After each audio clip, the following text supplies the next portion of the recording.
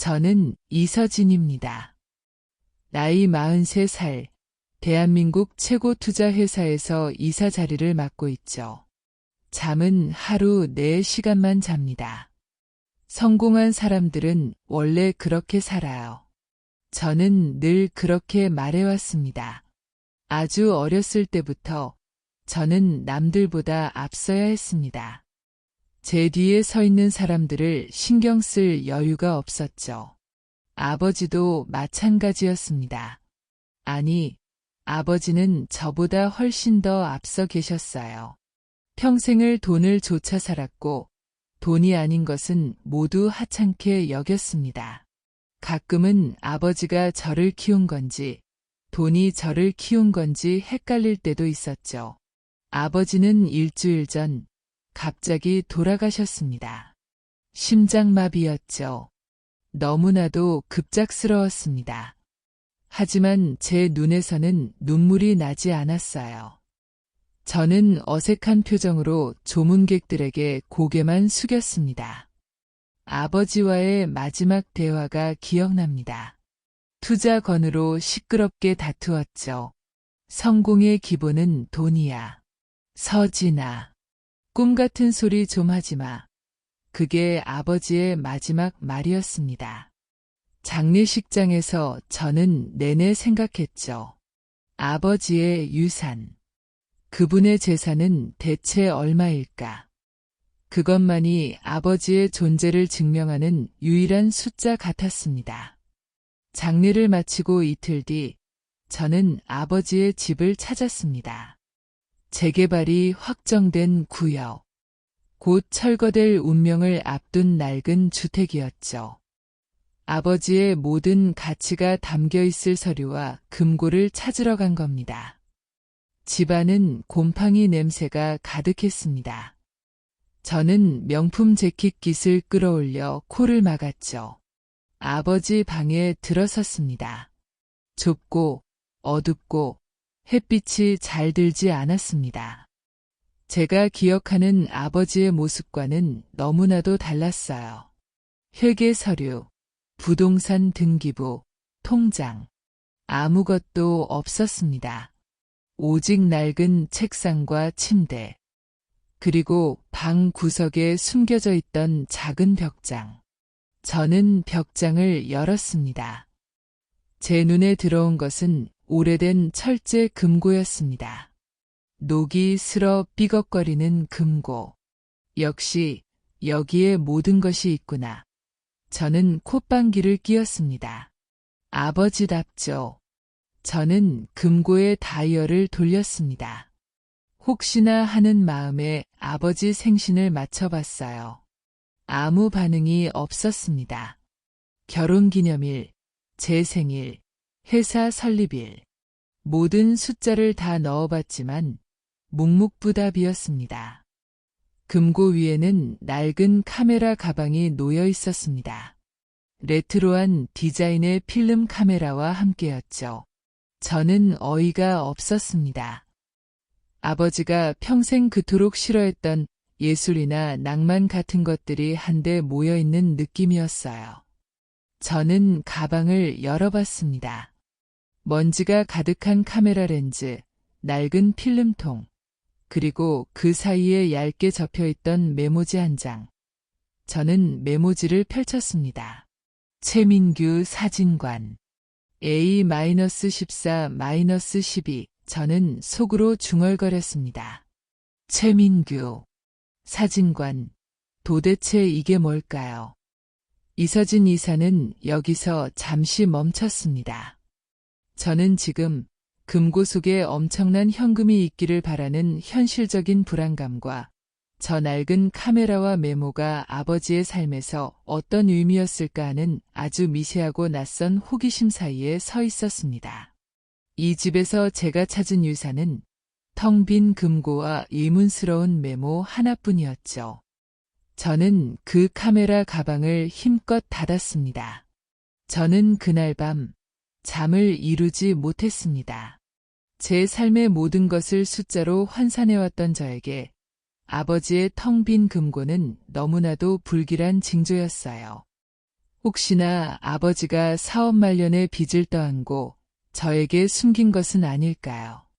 저는 불안했습니다. 그리고 다음날 아침, 저는 출근 대신 그 낡은 메모를 들고 지도를 검색하기 시작했습니다. 최민규 사진관. 그곳이 아버지의 삶에 어떤 의미였는지 저는 반드시 알아내야만 했으니까요. 아마도 재산 목록 때문이었겠죠. 저는 그렇게 믿고 싶었습니다. 저는 그 낡은 메모를 따라 한참을 헤매었습니다. 강남의 번잡함과는 완전히 동떨어진 서울 외곽의 오래된 동네였습니다. 재개발 구역의 뒷골목, 삭막한 건물들 사이에서 낡은 나무 간판 하나가 눈에 들어왔죠. 빛과 그림자 사진관. 최민규 사진관이라는 이름 대신 멋쩍은 필기체로 쓰여 있었습니다. 유리창은 먼지로 뿌옇게 덮여 있었어요. 저는 이질적인 제 모습에 스스로도 불편함을 느꼈습니다. 이런 곳은 제가 투자하는 대상이 아니었습니다. 사진관에 발을 들이자마자 제 심장이 차갑게 식는 것을 느꼈습니다. 벽에는 흑백 사진들이 빼곡히 걸려 있었죠.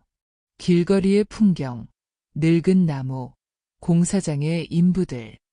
제가 보기에 그건 그냥 쓰레기였습니다. 미학적 가치도 시장성도 없는 의미 없는 이미지들의 나열. 저는 속으로 생각했습니다. 이곳이 아버지의 돈이 사라진 곳이구나. 이게 다 뭐예요? 아버지가 정말 이걸로 평생을 허비하셨다고 제가 묻자 그제야 사진관 주인이 저를 보았습니다.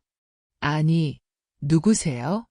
손님은 아닌 것 같은데 그는 최민규였습니다. 저는 이서진입니다. 이택수 씨 딸이에요 라고 대답했습니다.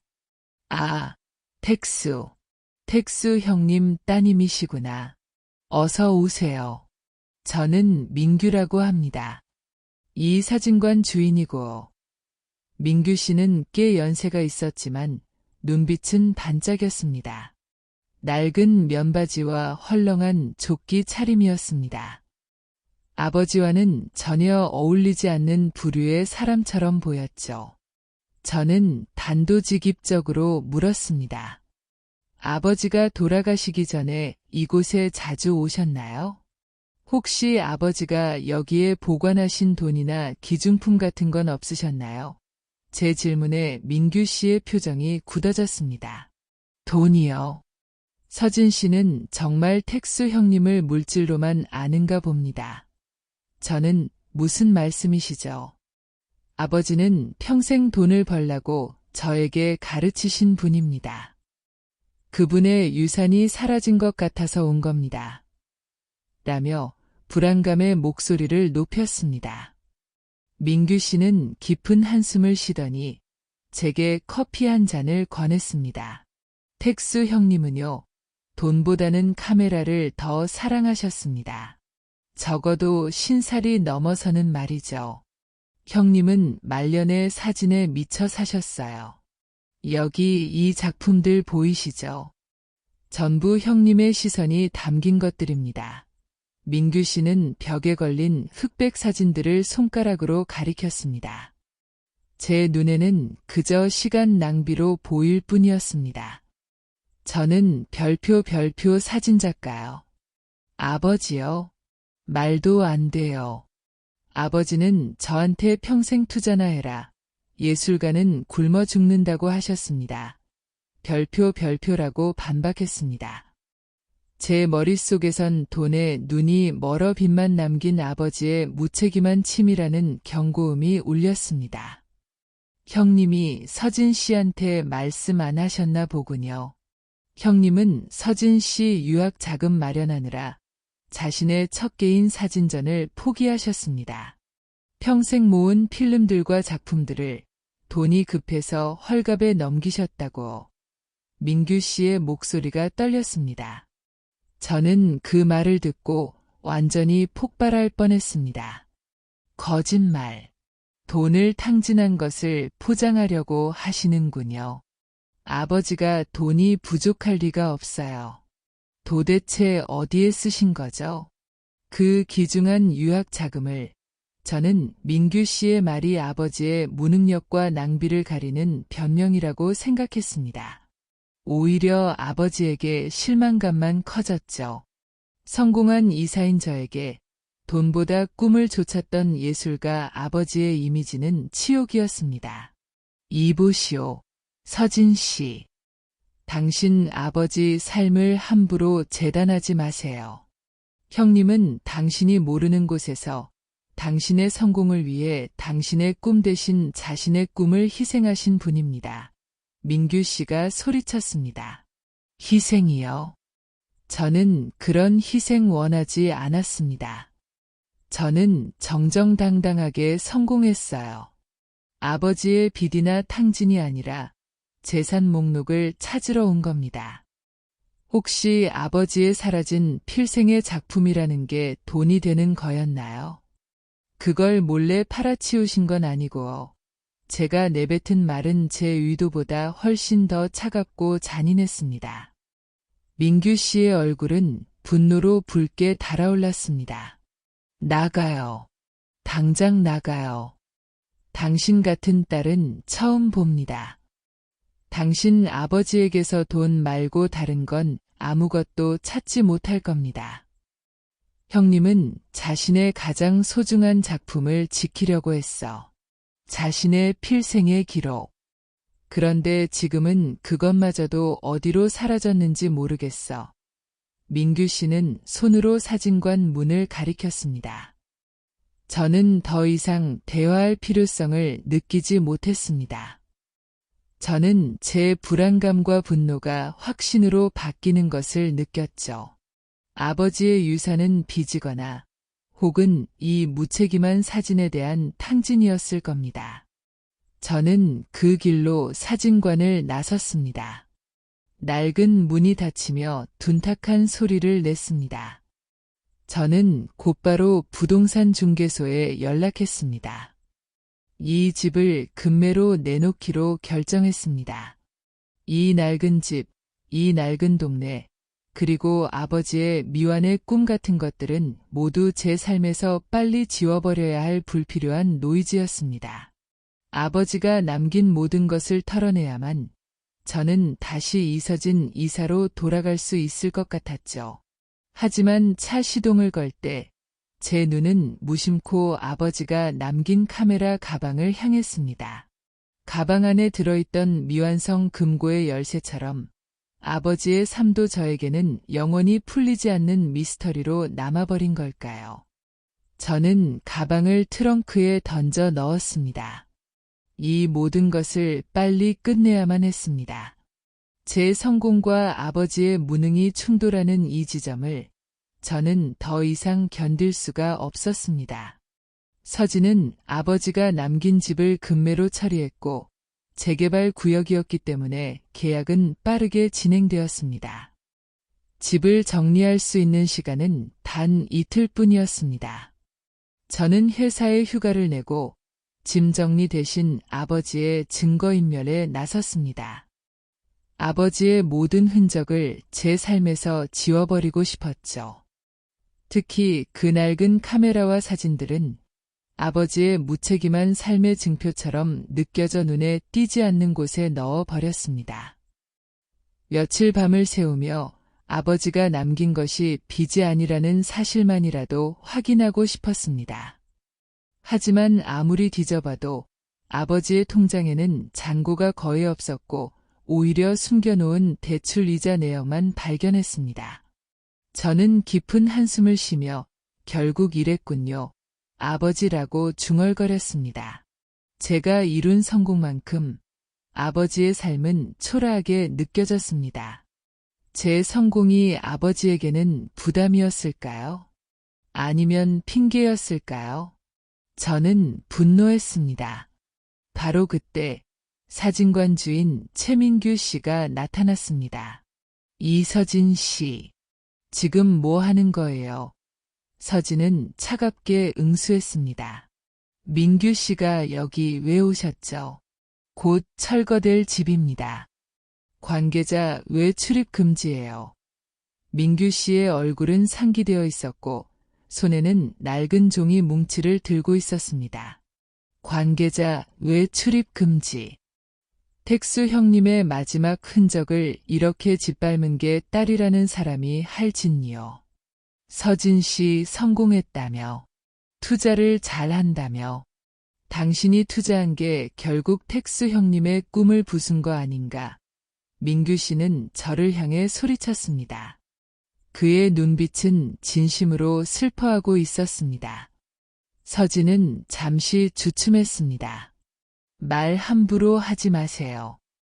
아버지는 저에게 유학 자금을 대주려고 자신의 작품을 팔았다고 하셨죠. 하지만 제가 확인한 아버지의 재산은 거의 텅 비어 있었습니다. 그 돈은 대체 어디로 간 겁니까? 결국은 저를 위한 희생이 아니라 본인의 꿈에 대한 무책임한 탕진이었겠죠. 저는 소리쳤습니다. 아버지의 실패가 제 성공을 깎아내리지 않기를 바라는 제가 믿고 싶은 진실이었는지도 모릅니다. 그러자 민규 씨는 들고 있던 종이 뭉치를 내밀며 말했습니다. 이게 뭔지 알아요? 당신 아버지가 20년 전 당신 대학 등록금과 유학 자금으로 쓰려고 팔아버린 사진집 출간 계약금 영수증이야.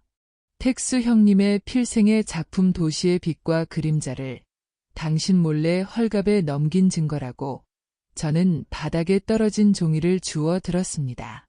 손이 떨렸습니다. 금액은 생각보다 적었습니다. 제 유학 생활을 끝까지 책임지기에는 턱없이 부족했죠. 이거 가지고는 유학 자금택도 없었잖아요. 아버지는 왜 저에게 거짓말을 하신 거죠?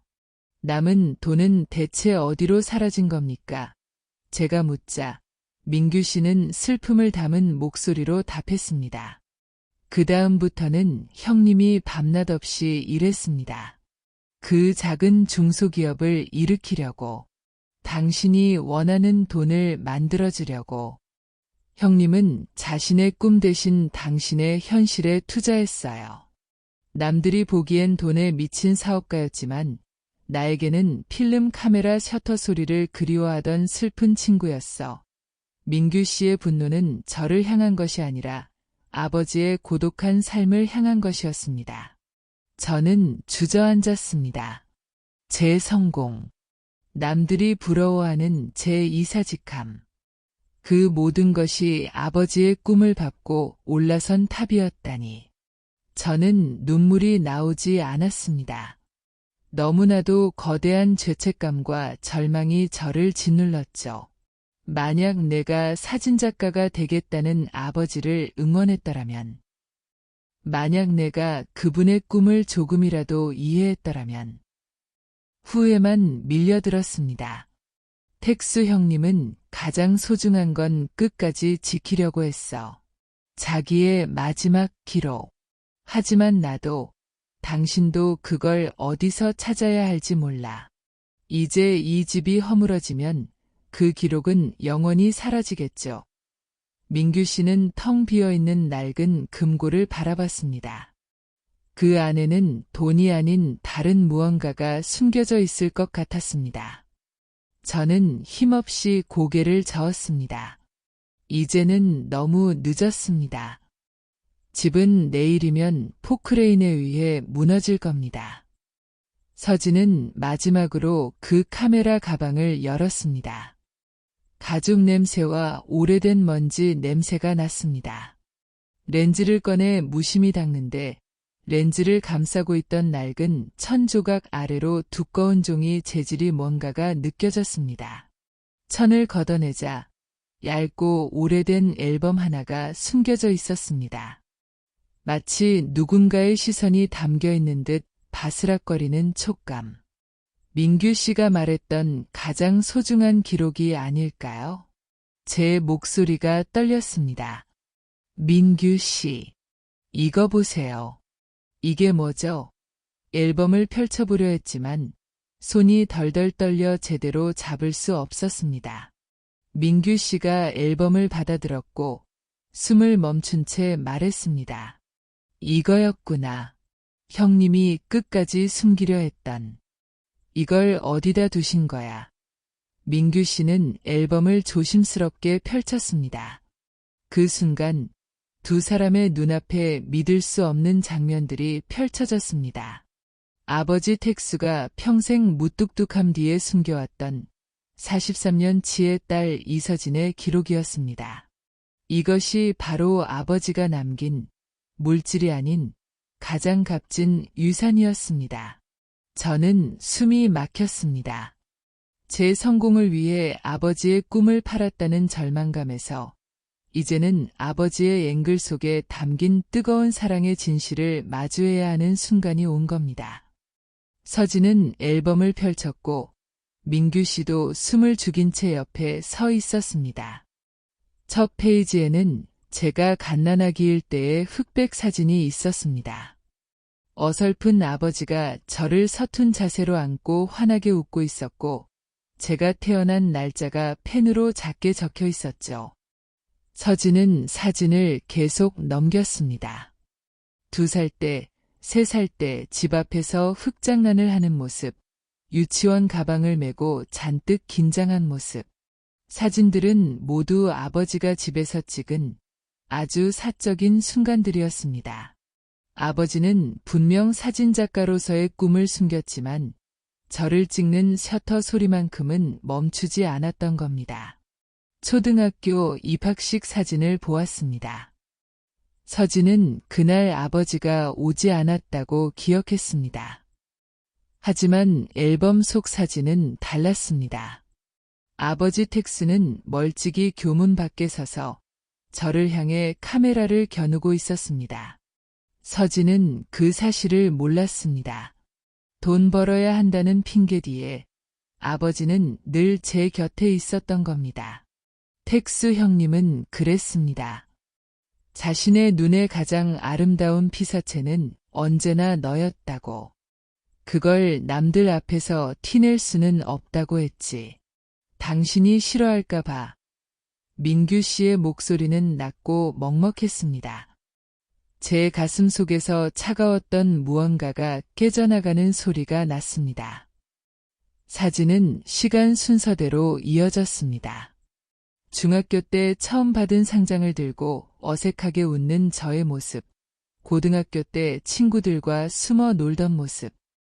모든 사진 아래에는 아버지의 짧은 메모가 적혀 있었습니다. 오늘도 우리 딸 최고다. 잘 자라줘서 고맙다. 저는 눈물이 쉴 새 없이 흘렀습니다. 이성적이고 차가웠던 저의 방어막이 아버지의 침묵의 사랑 앞에서 완전히 무너져 내렸습니다. 서진은 이 유학 때문에 아버지가 꿈을 포기했다고 생각했습니다. 하지만 앨범 속 공항 사진에는 이런 메모가 적혀 있었습니다. 내 꿈 대신 너의 미래에 투자한다. 너는 반드시 나보다 더 행복해야 한다. 저는 비로소 깨달았습니다. 아버지는 제가 싫어할까봐 혹은 제 성공에 방해가 될까봐 자신의 예술가로서의 모습을 철저히 숨겼던 겁니다. 돈을 강조했던 아버지의 모든 말은 사실 저를 보호하기 위한 방패막이었던 것이죠. 서진은 앨범의 마지막 장에 도달했습니다. 사진은 없었습니다. 대신 얇은 원고지 몇 장과 함께 낡은 필름통이 놓여 있었죠. 원고지에는 별표 미완성 사진집, 나의 빛과 그림자 별표라는 제목이 쓰여 있었습니다. 그 아래에는 서툰 필체로 글이 적혀 있었습니다. 내 삶의 빛은 서진이었다. 나는 그녀의 그림자가 되어 그녀가 보지 못하는 순간들을 기록했다. 이 사진집은 나에게는 미완성이다. 하지만 내 딸 서진에게는 그녀의 삶 그 자체이기에 완성이 될 것이다. 제 목소리는 완전히 갈라져 있었습니다. 아버지. 저는 왜 그걸 몰랐을까요? 왜 저는 아버지를 돈으로만 재단했을까요? 저는 고개를 숙이고 앨범을 꼭 끌어안았습니다. 지금까지의 제 성공과 삶 전체가 부정당하는 기분이었습니다. 하지만 동시에 43년 동안 아버지가 제게 주었던 이해받지 못한 사랑의 무게가 저를 뜨겁게 감싸 안는 것 같았습니다. 원고지의 맨 아래 삐뚤빼뚤한 글씨로 단 한 문장이 적혀 있었습니다. 사랑한다. 내 딸 미안하다. 미안하다는 말은 꿈을 포기해서 미안하다는 말일까요? 아니면 저에게 따뜻한 말 한마디 건네지 못해서 미안하다는 말일까요? 이제 와서 알 수는 없었습니다. 서진은 앨범을 내려놓았습니다. 그리고 텅 빈 금고, 그 옆에 놓여있던 아버지가 쓰던 필름 카메라를 들어 올렸습니다. 차가웠던 금속의 감촉이 이제는 왠지 모르게 따뜻하게 느껴졌습니다. 아버지는 물질적 유산 대신 저에게 꿈의 유산과 사랑의 증거를 남겼습니다. 저는 철거 직전에 이 낡은 집에서 아버지와의 43년 만의 정서적 화해를 경험했습니다. 그리고 이 결정을 내리기로 했습니다. 민규 씨 이 집 철거 제가 맡겠습니다. 그리고 아버지의 사진집 제가 완성할게요. 아버지의 마지막 소원을 제가 이룰 겁니다. 그 순간 저는 이서진 이사가 아닌 평범한 한 아버지의 딸이 되었습니다. 돈과 성공만을 좇았던 제 삶의 앵글이 이제야 비로소 진짜 가치를 향해 초점을 맞추기 시작한 것 같았습니다. 서진은 곧바로 집 철거를 보류시켰습니다. 매수자에게 위약금을 물어주고 계약을 해지했죠. 투자회사이사로서 저는 이런 비효율적인 결정은 절대 하지 않았습니다. 하지만 지금은 달랐습니다.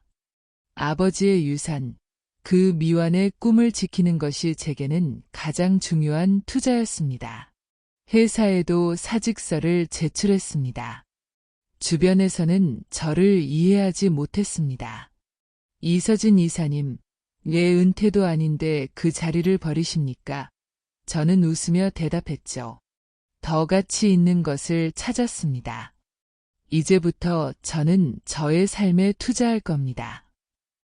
민규 씨는 놀란 표정으로 저를 맞았습니다. 정말 계약을 해지했어요.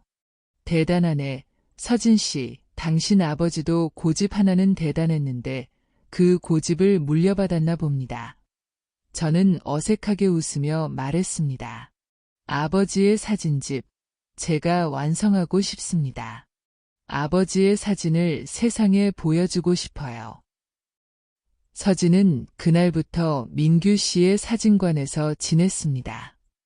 저는 카메라를 잡는 법도 필름을 인화하는 법도 전혀 몰랐습니다. 투자와 경영에만 익숙했던 제 손은 카메라 셔터를 누르는 일에 서툴렀습니다. 하지만 민규 씨는 인내심을 갖고 저를 가르쳤습니다. 택수 형님은 남의 시선을 담는 건 기가 막혔는데 자기 감정을 담는 건 서툴렀지. 서진 씨는 이성적이지만 마음이 따뜻한 사람이야. 형님 사진에 서진 씨의 따뜻함이 더해지면 완벽한 사진집이 될 겁니다. 저는 아버지의 앨범 속에 있던 미완성 원고지를 펼쳐 놓았습니다. 아버지의 사진들은 대부분 서울의 오래된 골목, 낡은 시장, 사람들의 무표정한 얼굴들을 담고 있었습니다. 그것이 아버지의 그림자 같은 삶이었겠죠. 저는 아버지의 사진들을 따라다녔습니다. 아버지의 앵글 속에 담긴 장소를 직접 찾아가 똑같은 구도에서 사진을 찍었습니다. 하지만 달라진 풍경 속에서 저는 다른 것을 발견했습니다. 아버지의 사진 속 외로움 대신 저는 그 자리에 서 있는 사람들의 정을 포착했습니다. 아버지의 사진이 시대의 기록이라면 제가 찍는 사진은 화해의 기록이었습니다.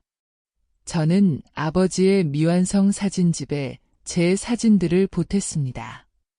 그리고 아버지의 서툰 메모 옆에 제 솔직한 마음을 담은 글을 적었습니다. 아버지의 그림자 속에 숨어있던 빛은 사실 저였습니다. 사진집은 조용히 입소문을 탔습니다. 사람들은 아버지 텍수의 사진 속에서 중년의 고독과 한을 보았고, 제 사진 속에서는 그 고독을 이겨내고 이해로 승화시키는 힘을 보았다고 했습니다. 아버지의 사진은 4060세대의 공감을 얻었고, 제 사진은 그들을 치유하는 메시지가 되었습니다. 서진은 더 이상 수많은 숫자가 오가는 투자회사의 이사가 아니었습니다. 저는 이제 아버지의 꿈을 완성한 딸로 불렸습니다. 저는 잃어버린 줄 알았던 아버지의 유산을 결국 제 손으로 되찾은 겁니다. 그것은 돈이 아닌 가족 간의 사랑과 이해라는 가장 값진 유산이었죠. 저는 이제 이곳 빛과 그림자 사진관을 지키고 있습니다. 매일 아침 저는 아버지의 카메라를 들고 동네를 한 바퀴 돕니다. 아버지의 앵글 속에 담겼던 사람들과 풍경들을 다시 찍습니다. 셔터 소리가 울릴 때마다 저는 아버지와 대화하는 것 같습니다. 아버지, 저 이제야 당신의 삶을 이해합니다. 당신의 꿈을 존경합니다. 서진은 깨달았습니다. 성공이란 높은 빌딩의 가장 높은 층에 올라가는 것이 아니었습니다. 사랑한다는 말 한마디를 평생을 돌아 마침내 이해하는 것이었습니다. 저는 43년 만에 아버지와 진정한 화해를 했습니다. 아버지의 미완성 카메라는 이제 제 손에서 영원히 멈추지 않을 겁니다.